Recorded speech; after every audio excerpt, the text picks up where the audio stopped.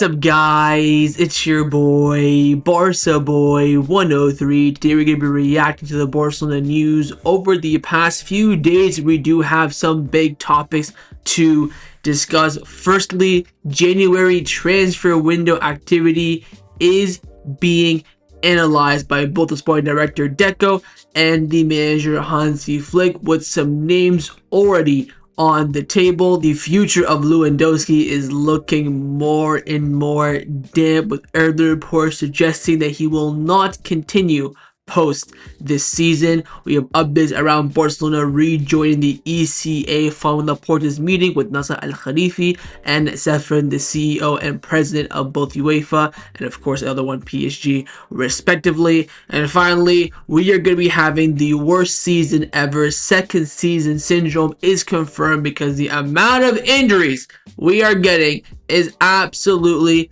astronomical, and we have so many injury updates to get into as well. Before we get into it, make sure you guys smash that like button down below, and let's try and get to 200 likes on this video. It would be very much appreciated. And also, if you are new, make sure you subscribe down below if you haven't already, and let's get into it. Now, before we get into this video is sponsored by Number One Foot. Number One Foot is by far the best replica jersey website on the market, and it's not even close. They have a variety of different items at the absolute best prices. They sent me two kits recently. First one is the retro Barcelona kit, the home kit, which I'm currently wearing right now, and also as well the second kit for that season in the blue edition. Oh my god, like, the stitching is fantastic, the quality is, superb. Feels like I have the actual, original kit for a fraction of the price. And if you use the discount code BOY at checkout, you do get 10% off your order. That's BOY. Use it at checkout, and all orders above $80 as well will receive free shipping. So what are you waiting for? Hit the top link in the description down below and get your new football kits today. Let's start off with the transfer news over the past few days, and like I mentioned, the January transfer window is knocking on the door for Barcelona. Now, Russia later from Deportivo came out saying the absence of Inigo Martinez has been strongly felt in central defense. The lack of natural left-footed center back has prompted the Barcelona sporting department to explore the market for possible reinforcements. If an opportunity arises in January, Flick will not close the door to a new signing before the January transfer window. However, Flick will analyze with Deco which positions needs reinforcement most: a left-footed center back or a 9, in case his experiments doesn't deliver results. You're probably wondering, Barca Boy, what experiment is Flick planning for? You guessed it, goddamn Marcus Rashford up top. Toledo also said that Flick is considering using Marcus Rashford as a natural striker to make his change work. He needs Raphinha on the left, Lamine on the right, and Fermin Lopez in the 10. If all players are available, he could test it against Girona or wait till Olympiacos.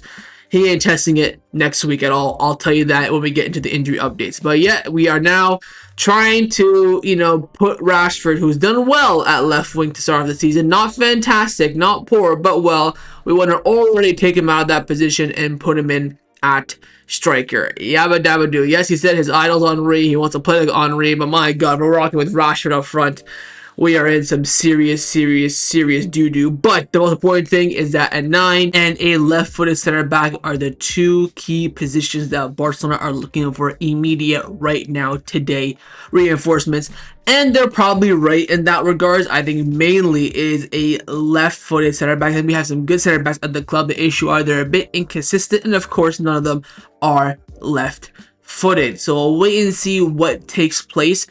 In terms of players that are being linked with us in these positions, we do have Etta Eyong, who was of course linked with us back in the summer when he was at Villarreal. He was at Villarreal. He was linked with then ended up getting the move to Levante. There are reports coming out saying that Etta Eyong was sold by Villarreal to Levante in a complex deal that could now work in Barcelona's favor. Although his release clause is 30 million euros on paper, the contract includes a key detail: if a club offers 15 million or more, Levante must either accept the offer or pay Villarreal the profit that the sale would have generated. This makes the summer transfer of around 15 million euros quite likely. Also in that regards, Mundo Deportivo is saying that Barcelona remain attentive ahead of a potential move next summer, knowing Etta Eyong is keen on wearing the Blaugrana colors. Due to FIFA rules preventing players from featuring for more than 3 clubs in a single season, he wouldn't be eligible to play for Barcelona this winter. Of course, already playing for Levante and Villarreal in La Liga already. A loan back to Levante is also unlikely given Barcelona's financial situation,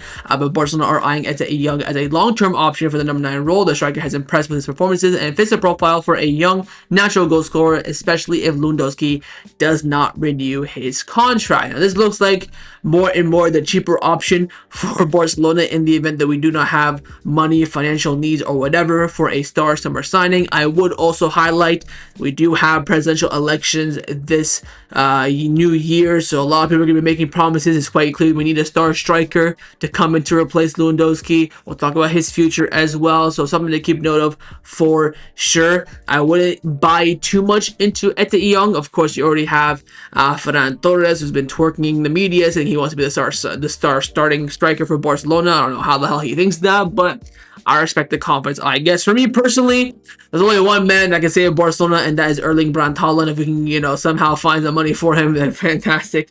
But I don't think he'll push for a move from City. And of course, City have him locked in on what, a 7-8 year deal or so. Alexander Isak would have been really nice, but he's already gone to Liverpool. Maybe him and Katike can fight it out. Maybe one of them puts in a transfer request. We can get one of them. But it's either we cough up, 100, 120 million euros, or we get Etta Eyong for 15, rock him and Ferran for a couple seasons. So we're down to that point, which doesn't fill you much as confidence as a Barca fan. Hopefully we get, the next star striker coming through La Masia, I guess. But that is what we currently have on the table in regards to January movements in terms of striker and left-footed center backs, and we'll wait and see how things do develop. Now, in regards to young and upcoming talent, Barcelona are yet again going full steam ahead to trying to sign players as young and as developed as possible, bring them to Barcelona, and nurture them even more. The next best thing in midfield is, according to multiple journalists and comps on Twitter, it is Gilberto Mora, the Mexican Pedri.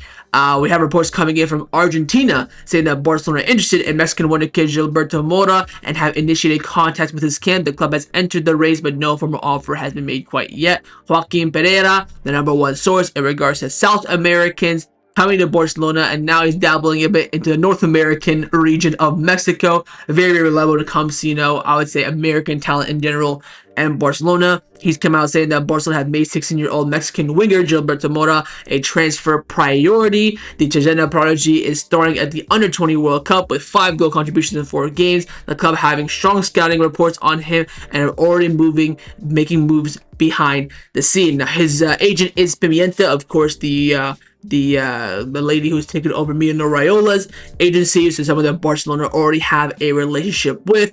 I mean, depending how much he is, again, the first team needs investment, so I wouldn't be going too much into these young prodigies. He's probably quoted, I think, around 10 to 15. I wouldn't spend a euro over 10. Hopefully he just favors the move to Barcelona and our product and our ability to develop talent, because we should not be investing too much money into these young players, because we need ready-made players now for the first team. And also, I have an update on Carlos Varela, who we of course were linked with a lot this past summer. Rochdale came out saying before deciding whether to pursue Cardoso Varela next summer, Barcelona wants to assess Rashford's progress first. If he maintains his current level, the club are expected to exercise their 30 million euro buy option. Varela would cost around 5 million, and Chelsea are also tracking the player. So it's Cardoso, not Carlos. I don't know why I put Carlos there, but on Cardoso, really comes down to how Rashford does. If Rashford does good, we end up signing him. We buy him, great. If not, we'll take that 30 million that we would have spent on Rashford, spend only 5 of it on Cardoso Varela, bring him to Barca B, to the athletic team, develop him there, and see how he does. Deco, a very big fan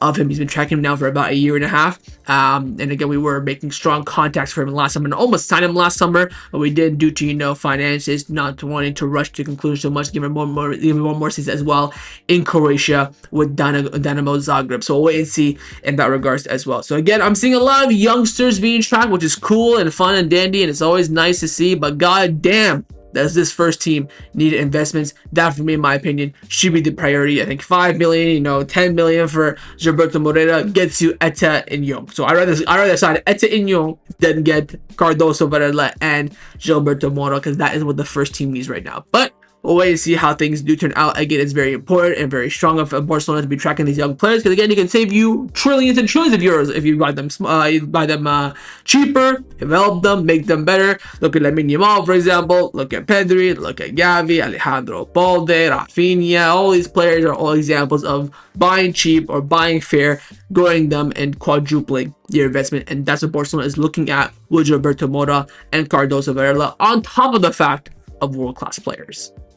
Let's now discuss the players that have been rumored to be leaving Barcelona over the past few days. Just one update, and it is in regards to the main man up front, RL9, Robert Lewandowski. Alfredo Martinez of Sport, who was the one who broke this news, that he came out saying that Lewandowski will not continue next year, and Barcelona has already begun the process of finding his replacement, a top priority for next season's planning, along with signing a right back. I don't know where the fuck that came from. We do need a right back. It remains to be seen whether Lewandowski will choose to extend his playing career for 1 or 2 more years, or finally retire and settle permanently in sunny Catalonia. So he's already saying that Barcelona made the decision, and they're already looking at number 9. Regardless if Lewandowski stays past this summer or not, our top priority this summer should be at number 9. In January, we should be, trying to get some money into this goddamn defense. That should be the priority. It's as plain and as clear as day. Following this, Fabrizio Romano has come out saying that Lewandowski has concrete and strong chances to leave Barcelona as a free agent at the end of the season, a scenario both he and the club are aware of. However, as of now, no formal communications are taking place. Either Barcelona leadership or Lewandowski himself has decided to make a blah blah blah blah. Both sides remain fully focused. Blah blah blah. 2026. We'll wait and see what happens, pretty much. So Romano, as per usual, ours right up the fence. I think that it's been quite clear that Lewandowski will leave this summer for 2 reasons, a couple of reasons. Age, quite clearly Flick not starting him a lot as well, looking like he's trying to phase him out, rotate him a little bit, and also as well these goddamn injuries, bro. He's been injured twice for a month already this season. We'll talk about his injury in the injury section of the video, but it is quite clear. The only thing that I think will keep and cling Lewandowski for another season is if we find absolutely nothing on the market. If we can't find a replacement, we can't find someone of similar, better, or equal quality to Lewandowski, we might just say to him, you know what, give us 1 more season, brother. So we'll see. I mean, Lewandowski's had a fantastic career at Barcelona. He's scored over 100 goals, which again, not many people have done for Barcelona. He has entered the icon stage of Barcelona, and he's one step away, in my opinion, becoming a Barcelona legend. He just needs a goddamn UCL. If we win the UCL this season, Lewandowski, for me, is without a shadow of a doubt a Barcelona legend. If we don't, I will probably put him in the category of, your Neymars, your Rakitic, your Sergio Roberto, your Pedro Rodriguez. Great, fantastic players that had moments at Barcelona that became icons. They're not legends like Dani Alves, Xavi, Iniesta, Piqué, Puyol, Busi, Leo, El Pistolero. He's not touching there. He's pretty close, but I think a UCL will put him there. But we'll wait and see. Again, I agree with Romano. I don't think anything is decided right now. I think Barcelona, regardless of Lewandowski's staying or not, are going to be in the market for a 9. I think his future will be decided again May, June time. We'll wait and see how he does, the injury record, his goal scoring record, his form, his fitness, and we can go from there. He is built like a machine, so he might end up giving us 1 more season. We'll wait and see how things do turn out. But again, Lewandowski's future is still, in fact, hanging in the balance. Let's now discuss some contract renewal updates around the first team at Barcelona. If you've been watching me since the pandemic, since I started this YouTube channel, I've been sucking off and talking about a Frenkie de Jong renewal for 5 blood clot years now. 5 years I've been talking about a Frenkie de Jong renewal. Mama, we made it. 2029, 500 million euro release clause. Frenkie de Jong has officially renewed his contract. Only a 3-year deal, which I think is fair, very much in the same category as Raphinha's renewal in the summer. I fully agree with it. His wage will be adjusted to help Barcelona's structure as well. There's no pay increase. He'll be earning the same wage, I believe as Pedri, Balde, Gavi. He's not touching, a Lewandowski, Lamine kind of salary, but he's just in the pay grade below that, which is where he should be.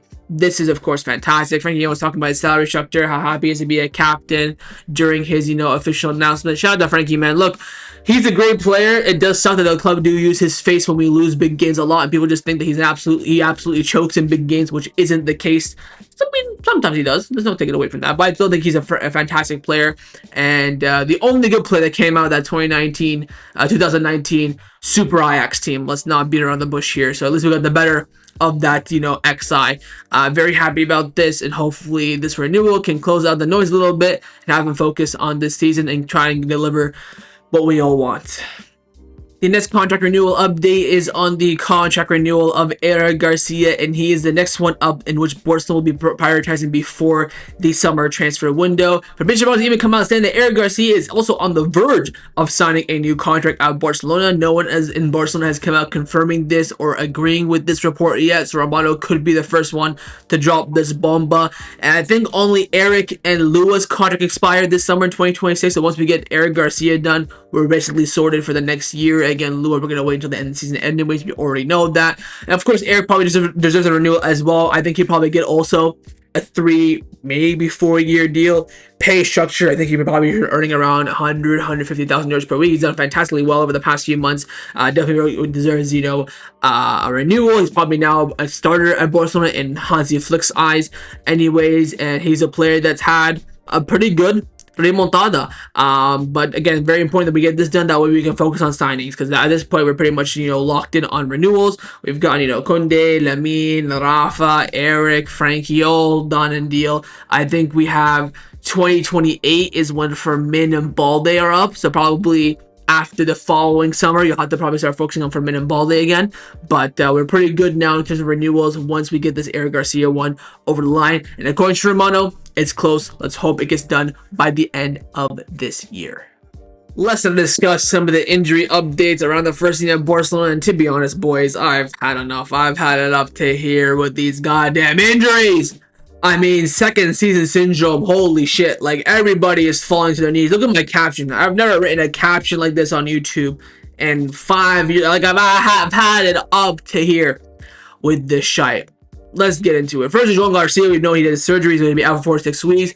At a basketball game with Eyong Garcia, he said, I need another month, I feel like, which would take him to basically the November international break. So ain't no way in hell he's making the Clasico. But Szczesny apparently is praying he makes the El Clasico. He's saying that Joan Garcia will probably end up being the best goalkeeper in the world one day. I don't want to play El Clasico. He should be the one starting it. Bloody hell. Oh, if there's any time for Madrid to beat us, it's October 26th, and if we beat them, madre mia. But Joan Garcia, not going to make El Clasico. He needs another month. Hopefully he'll be back maybe a game or 2 before the November international break. If not, he'll be 1,000% ready post-international break. Hopefully. In terms of the Spanish camp during this international break, we always have to do a Spanish camp watch because they love to, send our players back to us fucking injured. And boy, oh boy, have they not failed. They sent us back Ferran Torres early due to some discomfort. He did not play the second game against Bulgaria. Thankfully, it's just discomfort. Everything indicates that he'll be fine and ready for this weekend's match against Girona. Fabrizio Romano has confirmed as well. The club have confirmed that Ferran Torres was sent back early. Just a little discomfort. He's technically not injured, and that's what the club said. So thank you, Spain, for that. They know some discomfort for Ferran Torres. Threw him right back to Barcelona.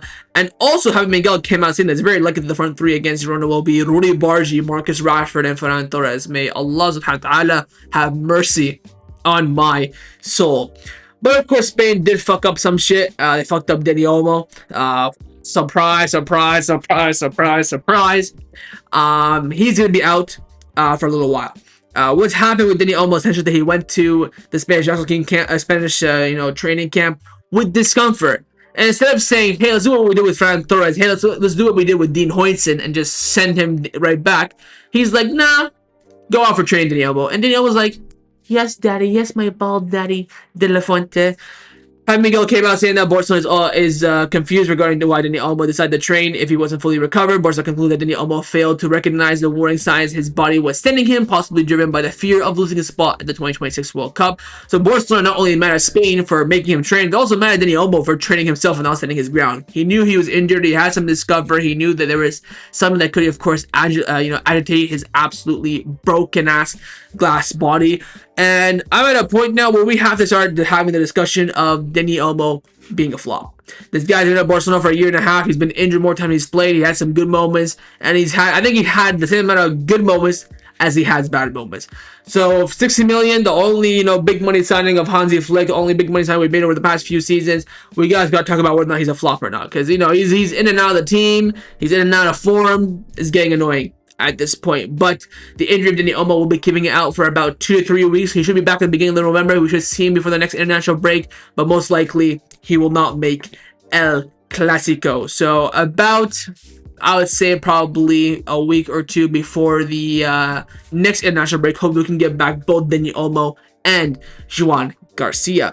But the international break injuries do not end there. We already talked about this earlier on a little bit. Goddamn fucking Lewandowski out for 4 to 6 weeks. He played injured as well. He said after the game that he played, that he's like, I think the reporter's like, oh, how's your body? Are you fatigued? Like, no, I feel great. I felt a little bit of a kink in my, fucking calf or something. Where's it? His bicep firmness in his left thigh. So something in his thigh. He's like, oh, I felt a little pain there, but I kept playing because it didn't bother me. Now he's out for 4 to 6 weeks. So we will not see Lewandowski until after the next international break. Most likely he could be back earlier, but I doubt the club will rush him back. We have no big gains post. If he's not making El Clasico, who cares at this point? So he's 1,000,000,000% out for El Clasico. And yeah. We've missed Lewandowski now for 2 months. He missed the first month, and now he's missing another month. Again, more indication into why Barcelona could end up pushing him out the exit door. But yeah, so you have Dani Olmo out for the next few weeks, Joan Garcia out for the next few weeks, you have Lewandowski out for the next few weeks, you have Ferran Torres, who got injured but is back, which kind of means he's on, thin ice. Then you have the players that were already injured. First up is Rafa, supposed to be back for the Girona match alongside Fermin Lopez. He got a goddamn fucking relapse. I mean, oh my god, when is it gonna end, Robbie? Miguel came out saying that Raphinha is completely ruled out for the match against Girona and Olympiacos, and he's just trying to be 100% fit for El Clasico. So he's a doubt for El Clasico. He's not playing against Girona or Olympiacos. So it's either he starts, I mean, does this mean he'll start at El Clasico? I don't know if Flick has the balls to do that or not. We're going to be rocking up to El Clasico with a front three of what? Rudy Bargi, Rashford, and Ferran Torres. May God have mercy on our soul. There's only one man that can save us. Lamine Yamal, this quiero más. Miguel said about Lamine Yamal that he's recovering very well and there's no setbacks. He should be available this Saturday against Girona. The coaching staff planned for him to reach full fitness by El Clasico and using the Girona match and the Olympiacos match as tune-up games. Like we already mentioned in the last news video, 10-15 minutes against Girona, half an hour or an hour. What was it? Sorry, half an hour or so against Girona, an hour against Olympiacos. Full 90 or start the Clasico. So looking like right now Ferran Torres, fucking Marcus Rashford, Lamine Yamal front three fitness wise, unless Raphinha makes an absolute miracle recovery. In terms of Fermin, he's looking good to be available for Girona as well. Apparently he's not fully fit for Girona, but Flick might risk him. I mean, just play throw. I mean, why are you being scared? It's goddamn Girona. They're one of the worst teams in the league. You can play throw. It's okay. But apparently for me, it should be okay to play against Girona, just whether or not he starts or not. That's the Flick that Risk is now currently contemplating. Very quickly on El Clasico, we talked about it quite a bit. Clasico kit is out. It is Ed Sheeran's Play album. Zero hype around this. He's probably the biggest artist on paper that we've had after Drake. But zero hype around this. The kits, I mean, pretty mid. It was pretty big artist to say the least. But the likes and the engagements on social media are absolutely dead. But I'll be getting the kit as per usual. Gotta stock up the collection. But we already knew about this. There you go. So we'll wait and see what happens with El Clasico. But everyone's injured, so no Joan Garcia, 100% for Clasico. No Dani Olmo, no Lewandowski. Of course, no Gavi or Ter Stegen. Let's hope Ball doesn't get injured in the next few weeks. Let's hope that Fermin doesn't get overplayed and gets injured. Let's hope Rafa can come back early. But we are on thin legs right now. We got basically half our starting best team out injured right now. And only Allah subhanahu wa ta'ala can guide us through the season at this point. Now, the final topic that I want to discuss for the end of this video is in regards to Barcelona potentially returning to the ECA, which of course is the kind of club association which we did leave to join the Super League. Joan Laporta has been glazing Nasser Al-Khelaïfi and Ferran, the president of UEFA, and of course Khelaïfi, the CEO and president of PSG, but also the president of the ECA as well. But he's at the latest meeting. Carlos Monfront from Sport came out saying that when Joan Laporta and Raphael arrived at the ECA gathering in Rome, Nasser Al-Khelaïfi was having coffee, but as soon as he got the news from the security, he got up immediately to personally receive the Barcelona delegates, who very much admired this gesture. Upon seeing this, a Danish club manager said to an English club official, "Have you seen how Nasser hugged him?" Laporta, the Englishman, replied by saying that, "I thought they had a better relationship. I was pleasantly surprised. There were many present who thought the same and were left surprised." Laporta and Nasser shared jokes as well as had some chats afterwards. 15 minutes near the poolside, blah blah blah, smiling. They both, had a poop at the same time. They both had, Cheerios with a glass of milk. Who knows? Who cares? Also, during the meeting as well, the ECA gathered in Rome, where the leaders of several European clubs were presented. The organization presents Joan Laporta as a guest and not as a member, so he's there as a guest and we haven't joined back quite, officially yet. The Barcelona president received a warm applause and then stood up and smiled and thanked everyone for being there. During the day, Laporta was one of the main sought-out figures of officials from different teams came to greet him, exchanged impressions, and shared, anecdotes. The president for other clubs said privately, "I recognize that I'm not the person for most sympathy to his management, and I disagree on several things he defends, but I must admit that I like him. He always goes face-to-face defending his institution." Laporta also met with Lokovic and one of Sefran's trusted men and had a lively chat with Giorgio Marchetti. I mean, what to do? He's marketing. He's getting in there. He wants to rejoin the ECA. It is quite clear as day. Khalifi also said that today, this is what he said when he was, presenting Laporta earlier on. "Today I want to welcome special guests. Some friends may disagree, but that's normal, but they also come back together for the common good. The man has revived his club on the pitch with an amazing young team and off it with a stunning new stadium. Please join me, Barcelona president Joan Laporta." And Joan Laporta admitted in the ECA gathering that he is withdrawing from the Super League, and he left the door open to rejoin the ECA. He's making the right move here. Your Super League ain't making no movements. The Champions League is basically the Super League now, since they adopted that new format that kind of stole it from the Super League to kind of help both sides compensate. And now also Ben Jacobs is reporting that Barcelona are preparing to rejoin the European Club Association 4 years after helping launch the failed European Super League. Despite Joan Laporta's continued support for the Super League project, his attendance in the ECA General Assembly signals a shift with paperwork already in progress for the club's return. So we're not doing all this mingling and stuff like that, for no reason. We're joining the ECA again, which means whatever. It's not something that bothers me too much. It's at a point now where the Super League is just us and Madrid ain't doing shite, so might as well join back in and get that extra moolah. Have a bit of influence as well. Not doubt that Barcelona is going to be, implementing their ideas in the Champions League and the format, stuff like that. I think now the European Super League are now in negotiations with the Champions League to kind of merge ideas, merge forces. Again, it comes down to television rights and having some sort of platform like Netflix to distribute the Champions League all evenly. Actually, according to the reports, Netflix is trying to buy the Champions League right, which would be absolutely phenomenal. So yeah, we'll wait and see how things do turn out. But yeah, Laporta's trying to make friends with everybody ahead of course, presidential elections next year, and we'll wait and see what he can cook up over the next few months. So that's my reaction to the Barcelona news over the past few days. Hopefully you guys enjoyed this video. If you did, of course, make sure you drop a like down below, and of course in the comments down below as well, let me know your thoughts on everything we did discuss. The main thing I want to firstly, of course, is your thoughts on Barcelona's January activity. Are you in favor of a signing or not, and in what position as well? Secondly, the future of Lua. Would you keep him for one more year? Would you bin him this summer? Let me know your thoughts on us rejoining the ECA. Do you care? Not care? You want to stay on that Super League hill? You want to join back just to be part of the group with everybody else? Don't want to be left out. And finally, please in the comments down below, let me know your thoughts on these injuries. Are you scared of second season syndrome? You think our season to be capitulating due to all these injuries? You think we'll just have injuries now in the new year, January till April? When the crunch time happens, we'll be fine. Leave me your thoughts down in the comments below. And of course, make sure you guys subscribe down below as well if you haven't already. And I'll see you guys next time on the channel. Take care and Forza Barca.